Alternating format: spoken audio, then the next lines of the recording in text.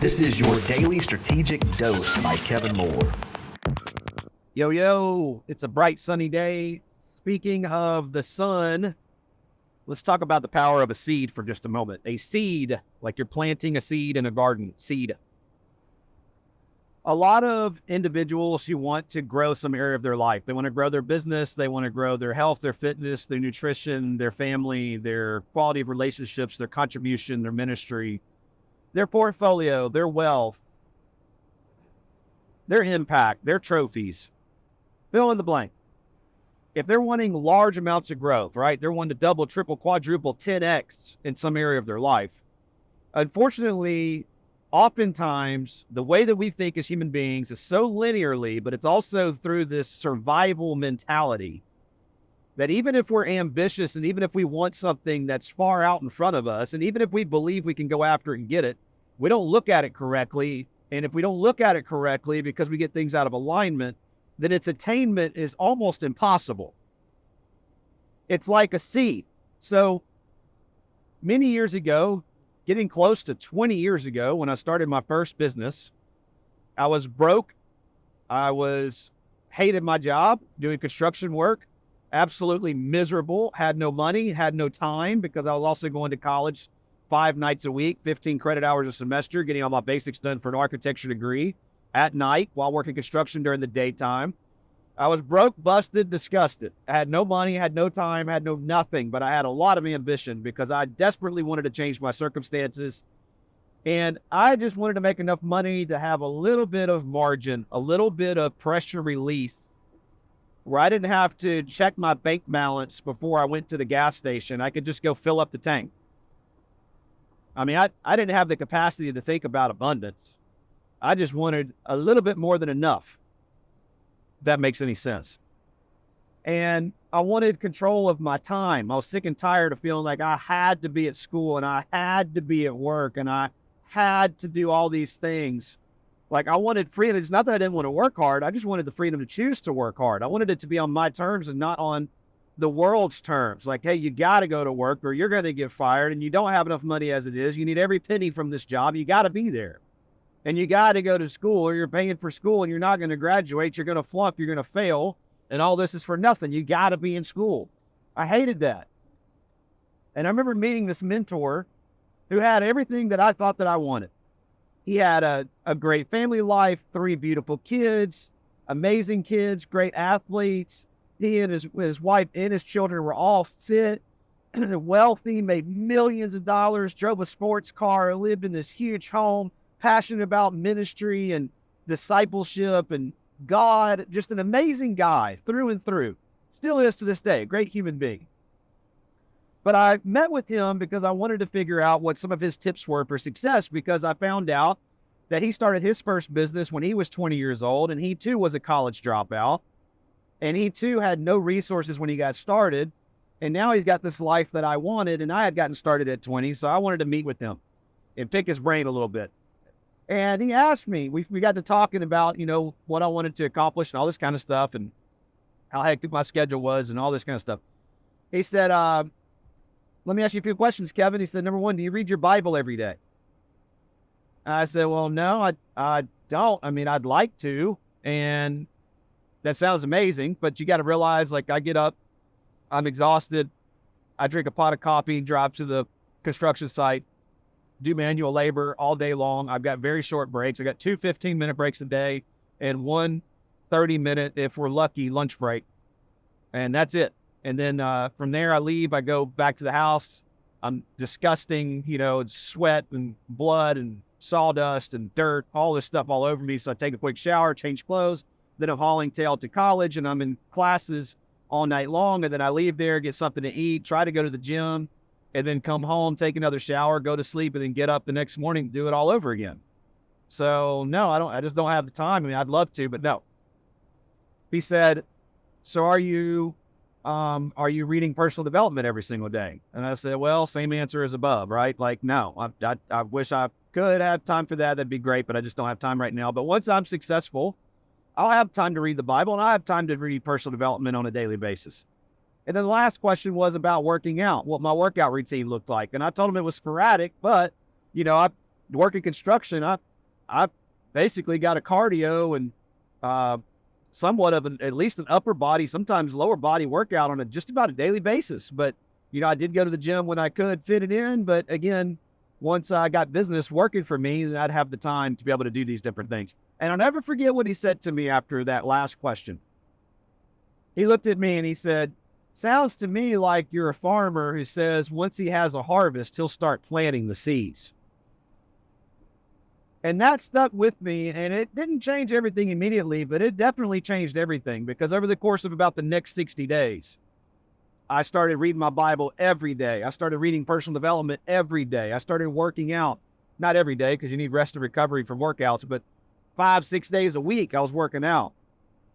And that was the beginning of my business and my career and my success story, if you will. Lots of ups and lots of downs in between all of them. But the point is that a seed cannot produce a harvest until it is planted. There is a process in place that seed must go through, or it is not going to produce a harvest. There is a process. And if you think about it backwards, it doesn't matter how hard you try. It doesn't matter how bad you want the crops. It doesn't matter how much you think about the harvest and how dedicated you are to having it. If you do not plant the seeds in the process that it was designed, you will not get the harvest, even though you're working extremely hard. So just because you have some big goal, some big dream, you've got to follow the process. And a lot of times the process is in the elimination of non-essentials. And it's painful and it's hard to do this. But this is how you grow. Like if you say, well, I want to make $10,000 a month. Okay, that's $500 a day, Monday through Friday. That's $2,500 a week. That's $10,000 a month. You with me? All right, so you need to make $500 a day if you want to make $10,000 a month. So if you're going to make $500 a day, let's do some quick math real quick. Divided by 8. That means you need to make $62.50 an hour. $62.50 an hour will give you $500 a day if you work 8 hours, and which will give you $10,000 a month. Okay, you with me? That means that if you make less than $62 an hour, but your goal is to make at least $62 an hour, anything that can be paid for that costs less than $62 an hour should be paid for by you, even if you feel like you can't afford it. Why? Because you have to free up your time to do the things that will bring in at least $62.50 an hour. Otherwise, your goal is not a goal, it's a wish. And it'll never happen. It's like wishing to win the lottery. Is it possible? Yeah, but I would not make that my retirement plan. I would not make that my life strategy. I would not bet on it happening. So I'm here to tell you today, you want to make $10,000 a month, you got to make $62.50 an hour. If there's any skill that you can develop that could consistently bring in $62.50 an hour or more, then you need to hyper focus on that. And anything that costs you $62 or less per hour, you must delegate. You must pay somebody else even before you're making $62 an hour. It's putting the seed in the ground before expecting a harvest. There is a process. And yeah, it's difficult. You may say, well, I don't want to pay somebody to cut my grass because I can cut it. Okay. Well, it depends on what you say your goals are. If your goal is to make $20,000 a year, then yeah, you should probably cut your own grass. But if you tell me you want to make $200,000 a year, but you're too cheap, and you've got the process backwards where you don't understand that if you want to make if you want to make $20,000 a month, that means you're saying you're going to make $1,000 a day. That means you're going to make $120 something an hour. That means you've got to pay somebody to cut your grass. I mean, some of you guys, if your goals are big enough, you need to pay somebody to get your groceries for you. I'm not even joking. It's a process. Because look at the extreme side of it. Let me give you another example, then we got to wrap up. I'm able to rant today because I'm stuck in traffic. Look at that. So let's say you wanted to go from $100,000 a year to $1 million a year. You want to 10x your income. Then it's easier to see the truths in what I'm telling you right now. It's easier to see the truths. Because if you want to make $1 million a year, that's $83,000 a month. All right, 83,000 divided by, we'll say that there's what? We'll say 21. So that means you need to make about $4,000 a day. All right, $4,000 a day is $500 an hour. If you make $500 an hour, is that right? 500 times 8 equals 4,000. Yep. So $500 an hour. Do you understand there's only so many hours in a day to bring in that kind of money? There's only so many hours in a day.